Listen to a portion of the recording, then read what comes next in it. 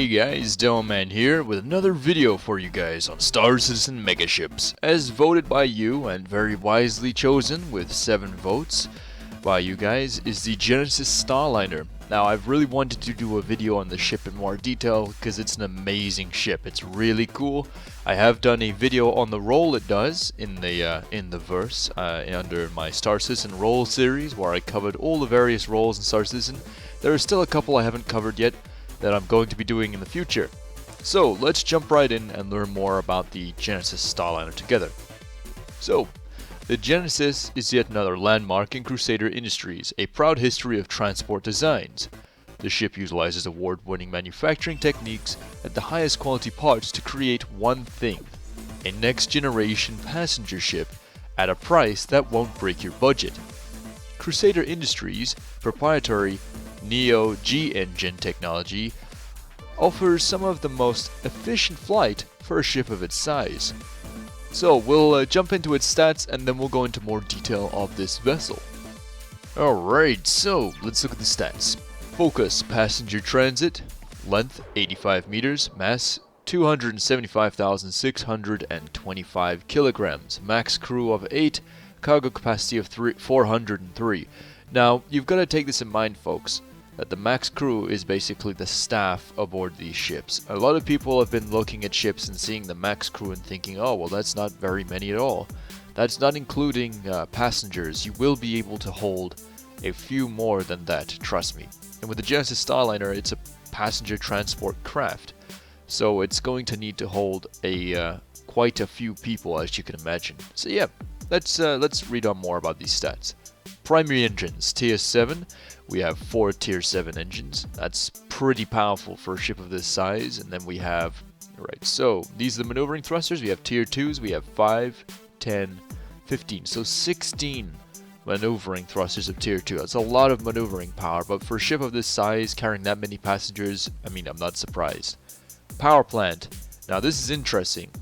It has 6 size 7 power plants. That's 6 power plants. That's a whole lot of power plants, guys. Right, so gimbaled mount, 1 size 5 and 2 size 7 shields and no additional equipment. It has 1 weapon and that's size 5 and is for defensive only. This ship is strictly dedicated to passenger transport or cargo transport. Do not, I repeat, do not use this for combat. It will end badly, I can guarantee you. You will go in with your Genesis. It's like someone... Okay, imagine this. You've strapped... It's not an AC-130, by the way, guys. Not by a long shot. But hopefully there'll be a militarized version in the future. But for right now, it's literally like someone attaching a huge-ass anti-air gun to the back of a Boeing 747 from that's literally just traveling from A to B and then using it to take on, you know, I don't know, aliens or something, you know, an alien invasion. It wouldn't work out too well. Like, the in-flight, the turbulence would be terrible, and the in-flight movie would still suck. So, you know what I mean? It's not going to change anything. What I'm basically trying to say is, use ships for their designed purpose. Do not use them outside of what they're meant for, otherwise you will have catastrophic problems, and maybe even loss of the ship. So, let's continue with more info on this amazing vessel, and learn more about where it came from and what it's really about. So, about the Genesis Starliner. With proprietary to Neo-G engines, the Starliner allows for fuel-efficient duration travel. A pair of remote-operated turrets, which is 1 at the moment, by the way guys, allow for a good defense, and multiple decks can support everything from first-class lounges to additional cargo capacity. Whether it's the centerpiece of a private space line or part of a larger system of passenger transports, the Genesis can be used for a variety of support roles. Potential owners and operators can rest easy. The Starliner is a ship designed to pay for itself. So it's designed to pay for itself. That's a bonus, guys. And like most trade vessels, that's a very good thing indeed. You want to make profit, right? That's what it's about with these sort of things. So, about Crusader Industries.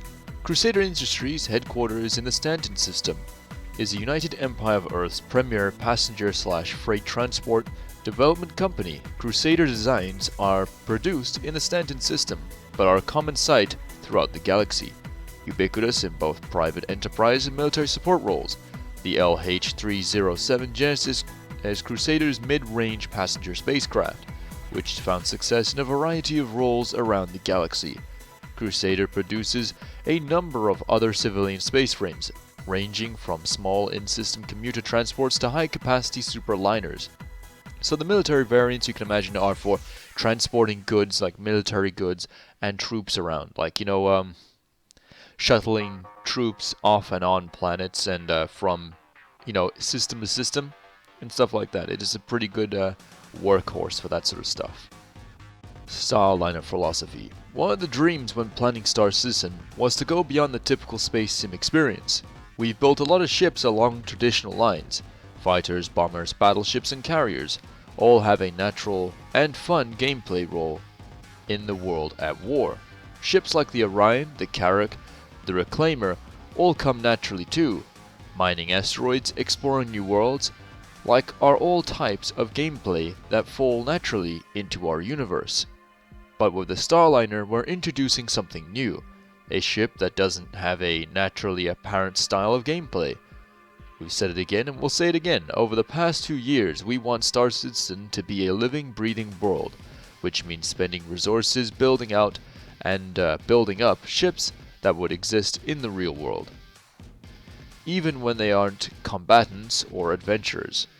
Our job with the Starliner was to determine how passenger transport in the verse will be both fun and necessary.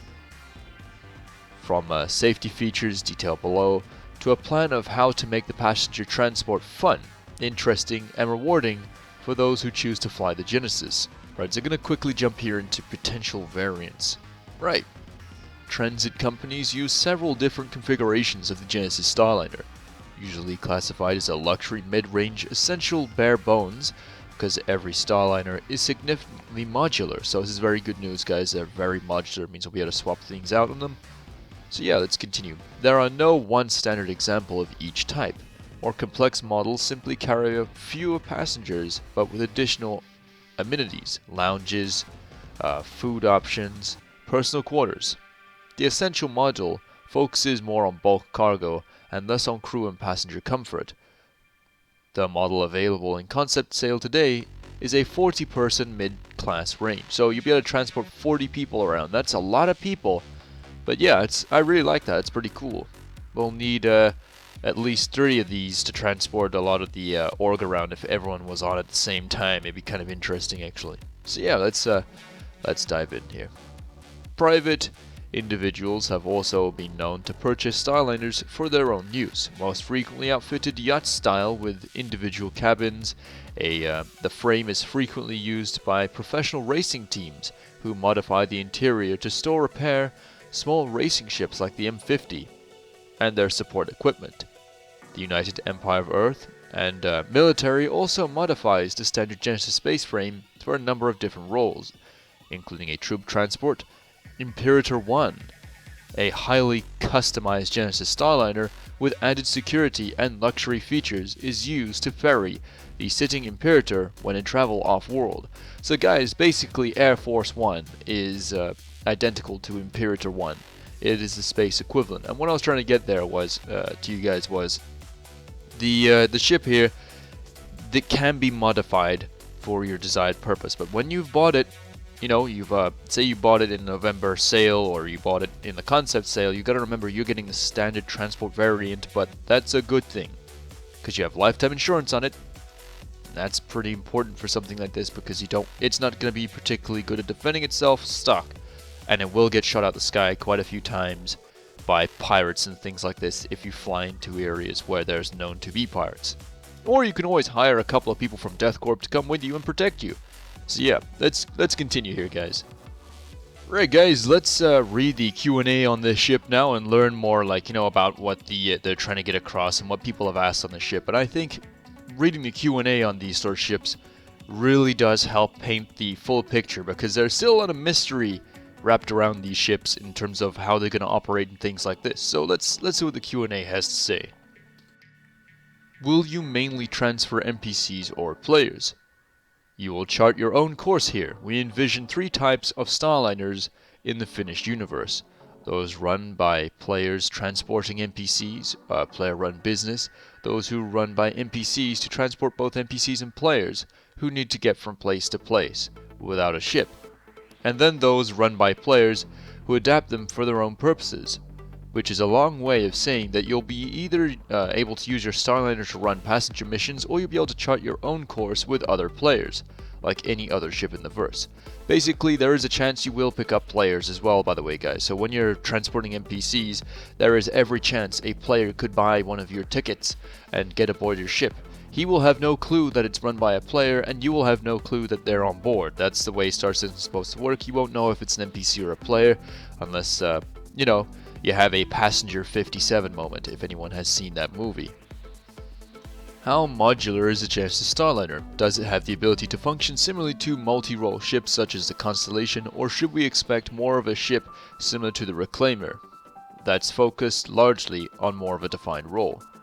The Starliner is designed in components so that the interior can be very modular. The limits of the chassis mean it probably won't be especially effective in some roles, such as offensive combat missions, but there's plenty to build on for careers beyond just passenger runs. The role of the ship is primarily set to both a cargo ship, personal cargo, but with the various variants planned, it should be able to support multiple roles. When it comes to passenger transport through the frontier, how would the ship hold up? Will the ship have any onboard defense systems, such as auto turrets, and to stop boarding parties? Will there be heavy enough armor and hardpoints to survive small raids?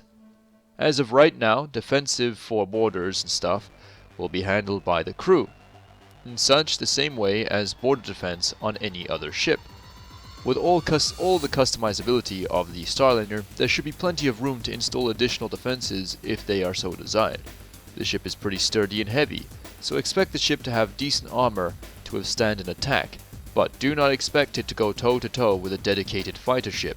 The ship's weapons are designed to keep would-be attackers away, but not destroy them. Granted, if you were to change out the stock size 5 hardpoint weapon and get an amazing gunner, there is no reason why you cannot take out a few ships with well-placed shots. The ship has a large power plants for a reason, to feed the shields and redundant systems that on normal ships would not be present. The ship will most likely run cool with extra power in case there is a need. So basically, if the ship gets under attack and the shields start to really take heavy damage and they're starting to become more and more of a power drain, you'll be able to dedicate more power to these shields to give them a boost and keep them up for longer if you get under attack. Just be very careful, guys, because you need to remember this now. Kinetic weapons go through shields. Shields are not that effective against them. Shields are mainly to block laser and energy weaponry. Be very careful of those. And missiles. Watch out for missiles. So basically what they're saying is exactly what I said earlier. Do not go up against something that's a combat craft, like a dedicated, like gladiator bomber or something. That will always end bad for the Starliner. So let's continue. So guys, that's some of the Q&A there. I'm tempted to do a video, the Q&As for all of the ships in Star Citizen to answer a lot of questions that people may have out there, where these old Q&A posts have been, left on the shelf to gather dust. I can bring them out and do videos on those for you guys as well if you want in the future. So that was the Genesis Starliner. It's a magnificent ship. If you want my personal opinion on it, I think it's going to be a really fun one in the verse. I mean, if you've ever wanted to yeah, if you ever wanted to fly a 747 in, real life, think about doing it in space. How cool is that? You know what I mean?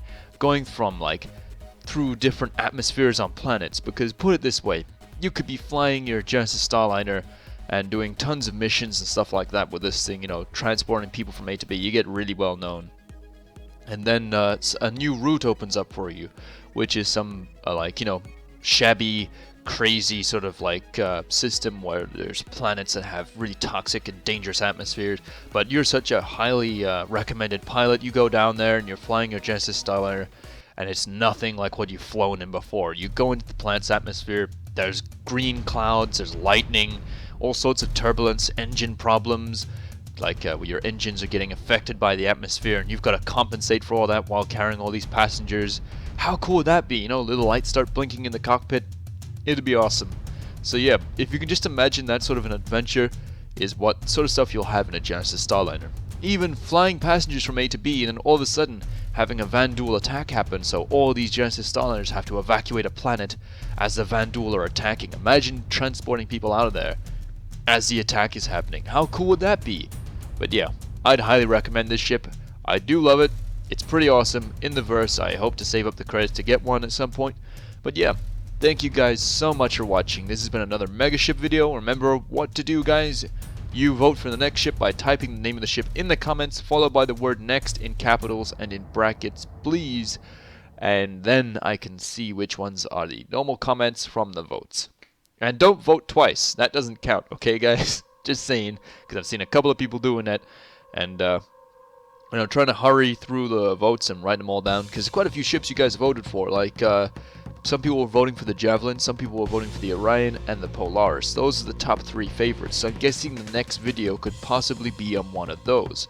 As I said, I don't know what the next video is going to be on, in terms of like the mega ship stuff, because you guys are the ones who vote for these ships. So yeah, you know the drill, Commanders. Fly safe, and I'll see you in the verse. This is a reminder that the UEE has issued a Level 2 travel warning to all citizens journeying to the Hades system. Please check the spectrum for more information on this and all other travel warnings.